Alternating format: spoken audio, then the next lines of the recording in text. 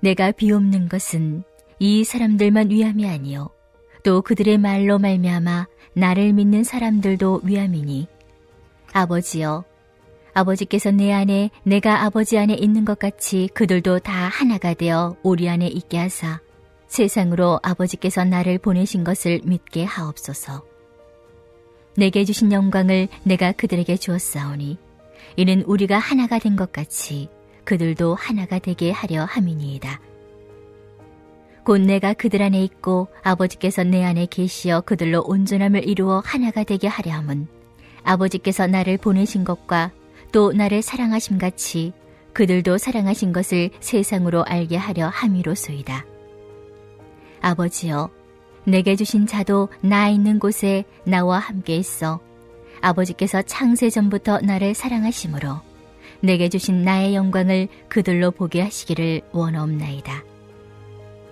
의로우신 아버지여 세상이 아버지를 알지 못하여도 나는 아버지를 알았사옵고 그들도 아버지께서 나를 보내신 줄 알았사옵나이다. 내가 아버지 이름을 그들에게 알게 하였고 또 알게 하리니 이는 나를 사랑하신 사랑이 그들 안에 있고 나도 그들 안에 있게 하려 함이니이다. 요한복음 17장은 예수님께서 세상을 떠날 날이 가까이 왔음을 아시고 세상에 남겨질 제자들을 위해 하나님께 바친 기도를 담고 있는 장입니다. 17장은 크게 세 단락으로 구성되어 있지요. 첫 번째 단락은 1절에서 5절까지로 예수님 자신을 위한 기도가 담겨 있습니다. 두 번째 단락에는 6절에서 19절까지로 제자들을 위한 기도가 담겨 있습니다. 그리고 세 번째 단락에는 20절에서 26절까지로 성도를 위한 기도가 담겨 있습니다. 오늘 우리가 살펴보고자 하는 내용은 성도를 위한 기도를 담고 있는 17장의 마지막 단락인 세 번째 단락입니다. 성도를 위한 기도. 이때 성도는 누구를 가리키느냐 하면 제자들이 전하는 복음을 듣고 예수를 믿게 된 사람. 더 나아가 앞으로 그 복음을 듣고 예수를 믿게 될 사람을 뜻합니다. 그러니까 오늘 본문에 등장하는 성도를 위한 기도는 시간과 공간을 초월하여 하나님께 바치는 기도라 이렇게 말할 수 있습니다.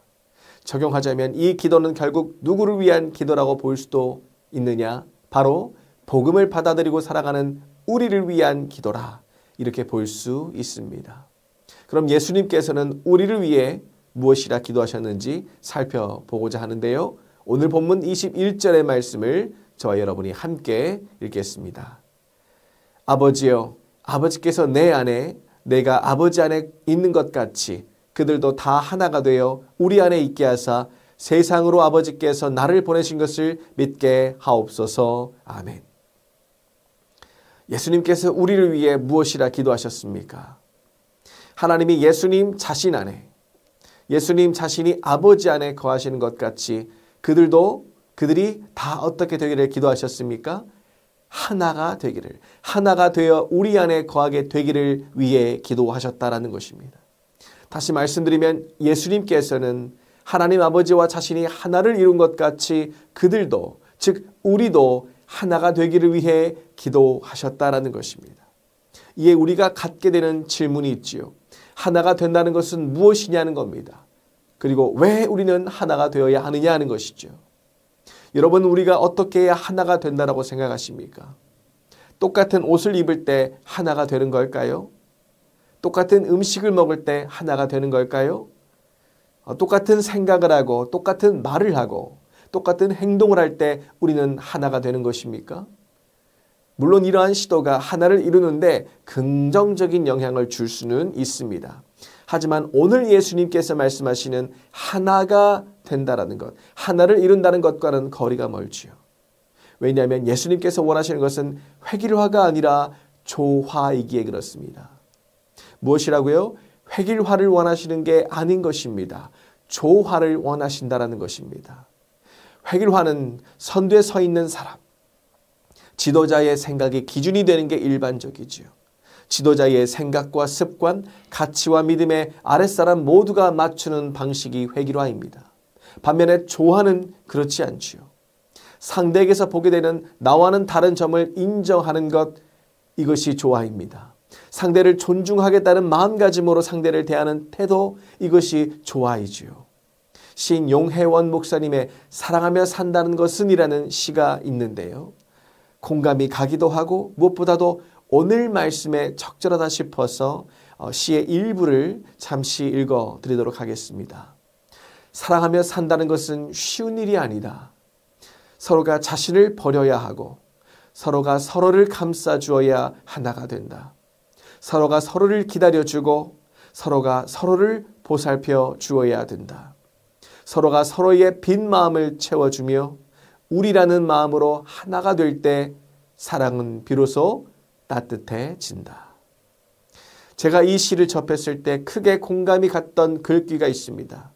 그것은 이 시가 시작되는 첫 행에 나타난 사랑하며 산다는 것은 쉬운 일이 아니다 였습니다.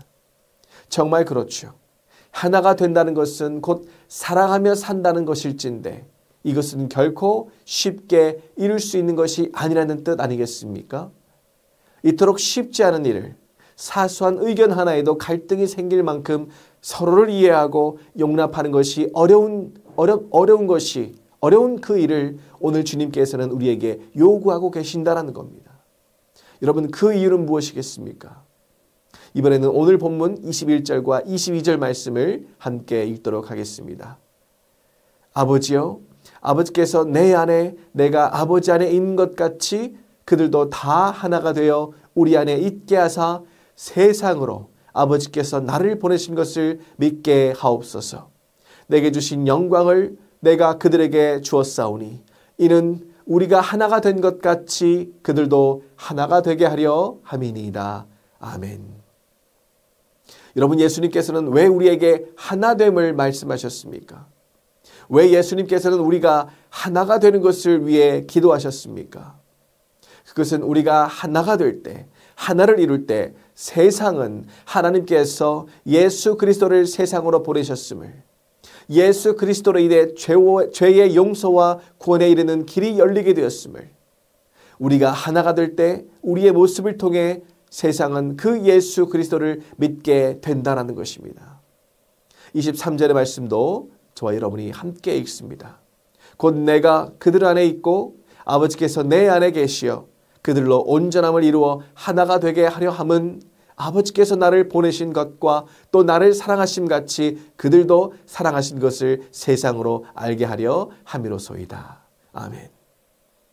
여러분, 무슨 말입니까? 예수님께서는 우리가 하나가 될 때 세상은 하나님께서 독생자 예수 그리스도를 보내신 것은 요한복음 3장 16절 말씀에서 증거하고 있듯 세상을 사랑하시기 때문임을 세상은 알게 된다는 것입니다. 그러고 보면 예수님께서는 오늘과 같은 말씀을 이전에도 하셨죠. 요한복음 13장 34절과 35절의 말씀, 우리가 잘 아는 말씀인데요. 새 계명을 너희에게 주노니 서로 사랑하라. 내가 너희를 사랑한 것 같이 너희도 서로 사랑하라. 너희가 서로 사랑하면 이로써 모든 사람이 너희가 내 제자인 줄을 알리라 말씀하셨죠. 여러분, 아멘이십니까? 우리가 서로 하나가 되면, 서로 사랑하면, 연합을 이루면 이로써 모든 사람이 우리를 보며 저들은 예수가 걸었던 길을 따라가는 사람들이 분명해. 저들은 예수가 전했던 가르침을 지키려 애쓰는 사람들이 분명해. 저들은 예수를 닮아가려는 제자들이 분명해. 이렇게 우리를 평하며 자신들도 우리들처럼 하나가 되기를, 우리를 믿고 의지하는, 우리가 믿고 의지하는 예수 그리스도를 자신들도 믿기를 원하고 바라는 일들이 생기게 된다는 것입니다. 만약 우리가 복음을 전한다고 하면서 서로의 생각을 업신여기고 뒤에서 쑥덕거리고 헐뜯는다라고 여러분 생각해 보십시오. 서로를 인정하지 않고 시기하고 미워하고 질투한다라고 생각해 보세요.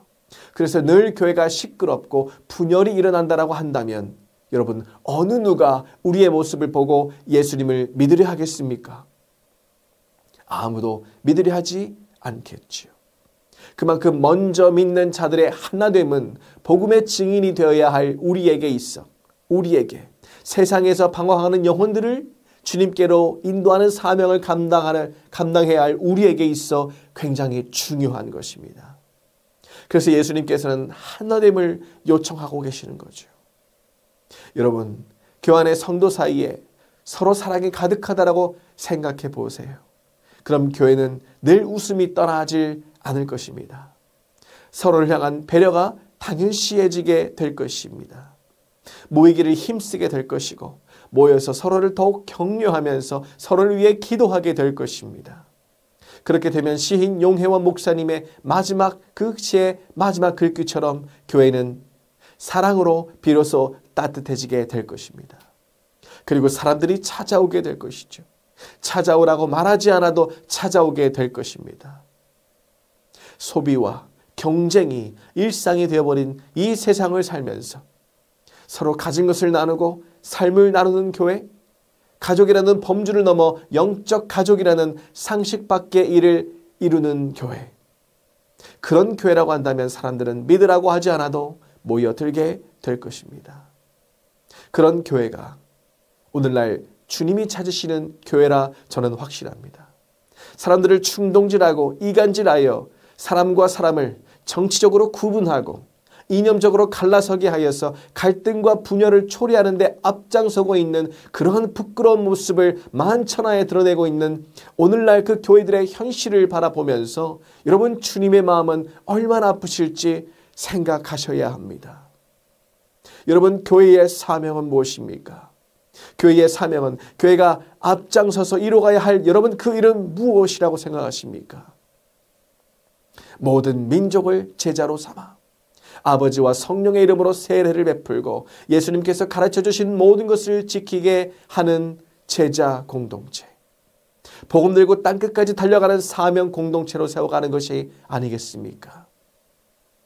결국 하나가 된다는 것은 세상 모든 민족이 구원을 얻도록 우리를 파송하신 하나님의 꿈을 이루는 것이며 하나님의 둘도 없는 꿈의 파트너, 선교 공동체가 되는 것입니다. 다시 말씀드리지만 서로 사랑하며 산다는 것은 결코 쉽지 않습니다. 하지만 예수님께서 우리에게 명하셨기에, 우리에게 친히 말씀하셨기에 오늘도 우리는 하나가 될 것을 힘써야 할 줄로 믿습니다. 물론 하루아침에 이룰 수는 없습니다.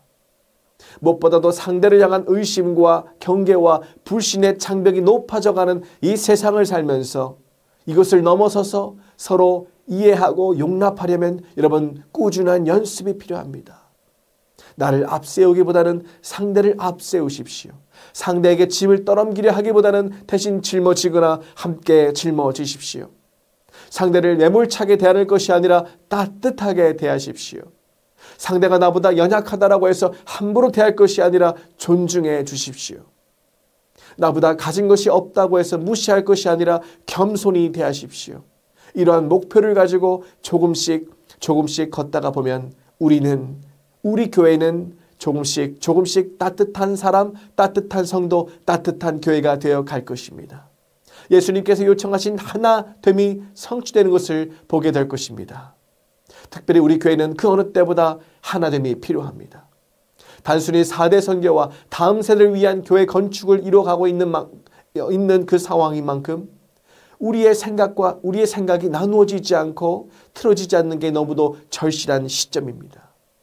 그래서일까요? 여러분, 오늘 말씀이 우리에게 무척이나 의미심장하게 들려옵니다. 예수님께서 우리에게 꼭 전하고 싶으신 말씀으로 받아들여집니다.